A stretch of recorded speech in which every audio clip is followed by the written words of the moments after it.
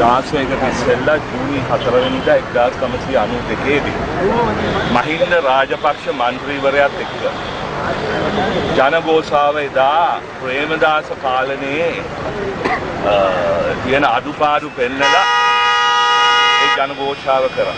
මම හිතන්නේ දෛවයේ සරදමක් තමයි අවුරුදු 16කට පස්සේ හරියටම ජූනි මාසේ 3 වෙනිදා අපි එදා කරේ ජූනි මාසේ 4 වෙනිදා එදා මානව අයිතීන් ගැන කතා කරපු රාජපක්ෂ මන්ත්‍රීවරයා ජනාධිපති වශයෙන් පත් වෙලා ඉන්න මොහොතේදී එතුමාගේ වැඩබැරි ඉතාමත්ම දුෂ්ට පාලනයට එරෙහිව අද ජනතාව ඒකරාශී වෙලා පාරකට පොදලා ඉන්නේ.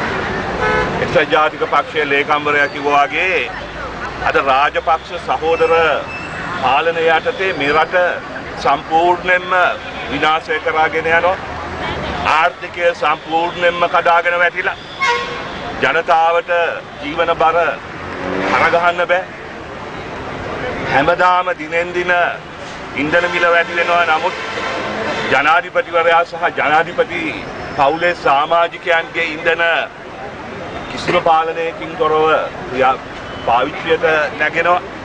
ඇමතිවරු 110ක් නඩත්තු කරනවා. ඒ පමණක් නෙමෙයි අද රාජපක්ෂ පාලකයන් කොයිතරම් කයිවාරු ගැහුවත් අද යුද්ධය ගමට ගෙනල්ලක් තියා. අද කොළඹ පිළියන්දලද දෙහිවලද තව කොහේ හරිද කැබිතිගොල්ලාවේද මොනරාගලද තිස්සමහරාමේද බෝම්බ පිපිරෙනවා.